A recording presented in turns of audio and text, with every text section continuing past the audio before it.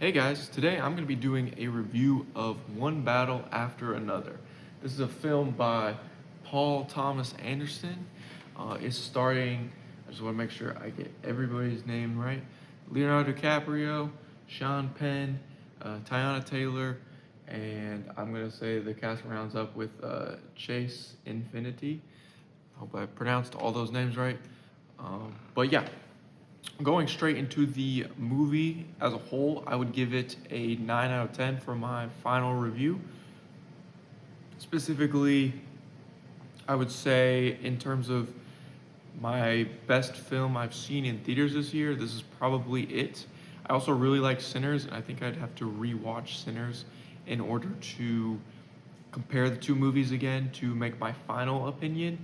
But right now, I would say this movie just slightly, while the themes I think in Sinners are better, I think the craft of this film and how it was displayed and shown and shot is better in this film.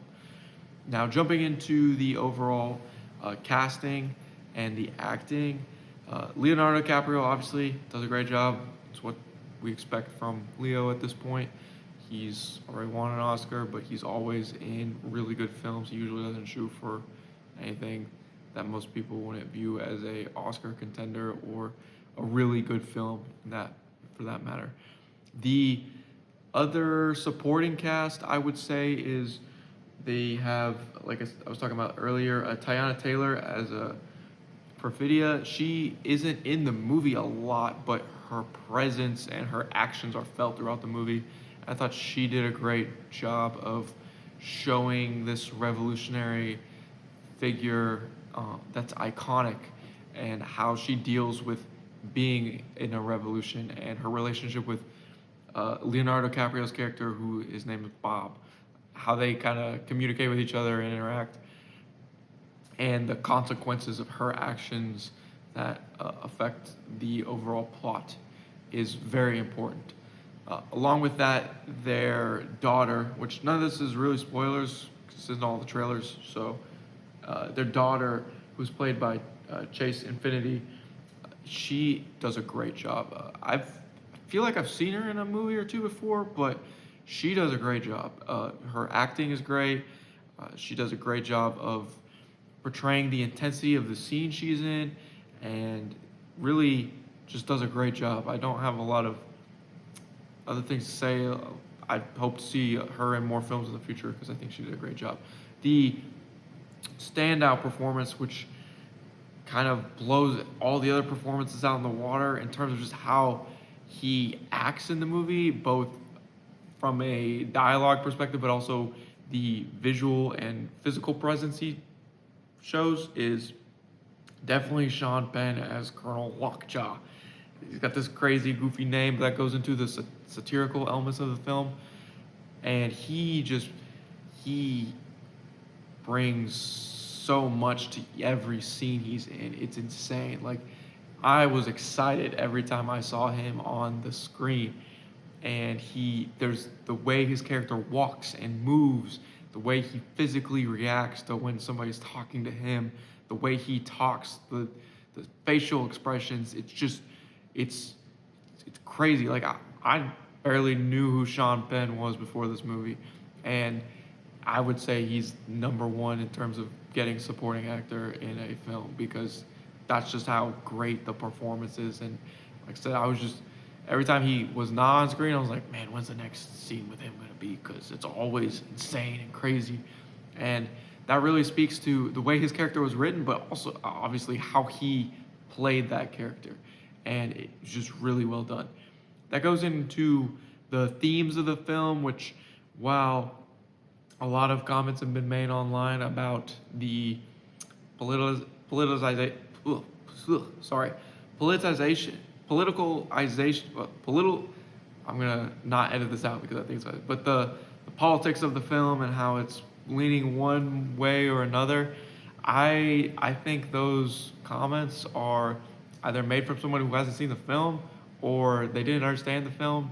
I would say the whole point of all the politics in the film, it's a satire. It's meant to point out and highlight the extremes on both sides, and how, like, in the film, those characters are shown a certain way, and they feel like they have to act a certain way because they're in these groups, and it affects everything in their life. And you also find out, like, these characters have skeletons in their closet that are very uh, at odds with the groups they are in, and how that affects them in the film.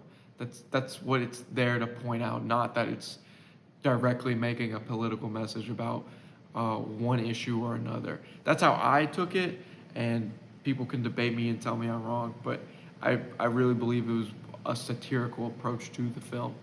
But that's not even the main theme of the film. That is a part of the film, and it helps with the comedy, which is hilarious. There are so many great, funny, weird scenes. I love how they incorporate the music into those scenes. Um, when you watch the movie, just remember like Christmas stuff, and after you watch this, if you watch this video after that, you're going, oh, that's what he's talking about. There's some weird stuff they do with the comedy that works really well, and on top of that, the main theme of the film is really about family, and who your family is and what they'll do to save you and get you back, and uh, you choose who your family is, and it's not always so black and white, I guess, is the way the film interprets it. And it's beautifully crafted. The story is great. The runtime, the editing was amazing. It is a almost 3 hour film, and it felt like I never felt like I needed to look at the time, which is a really good thing if a film can do that. My friend and I were talking today. He watched it with me last night. That unlike other films we've seen in the past couple years, like Oppenheimer and Killers of the Flower Moon, which are both two really long films, you feel the length of those films, and especially when you get to the 2.5 hour, and like Killers of the Flower Moon's like 3.5 hours, so 3 hour-ish mark. Those films really start to drag, and you can feel the length of those films. This one does not. This one, I never looked up to check the time because it was just so good.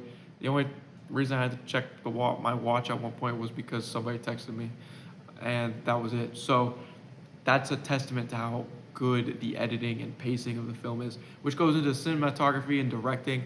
It's stunning. I've not watched, I don't know if I've watched any of his films, but Paul Thomas Anderson does a great job of directing and pacing, and the cinematography, like I said, all of those things combine to make scenes that there's no bad scenes. They're all good, if not many of them are perfect. There's just the way he cuts things, the way he lets cameras sit or do a long take, and the way it's edited together. The best scene is definitely this car chase that I won't spoil, but the way the camera is positioned within the vehicle and the car, you really feel what is going on through the screen, which is amazing. So those are all the praises. I don't have really anything negative to say. I mean, sometimes I'm like, man, I think about, like, I wish I could see more of maybe one or two characters, and maybe some of that messaging with the satire could have been extended a little longer. But overall, it's like I said, it's a 9 out of 10. It's a great film, and I would highly recommend going and seeing it. It's still in the theaters for a couple more weeks. I know it's not doing great at the box office, but if you go in with an open mind and not thinking about what all the critics have said, which most of the critics have given praise, but again, it's gotten a little bit of pushback on, like, thinking it's like a woke film or something like that, and I would not consider it a woke film in my personal opinion. But yeah, go watch it. Like I said, 9 out of 10, and I'm gonna post my link in the Letterboxd description as well, so you guys can go check that out. And thank you guys for watching. I'll talk to you guys next time.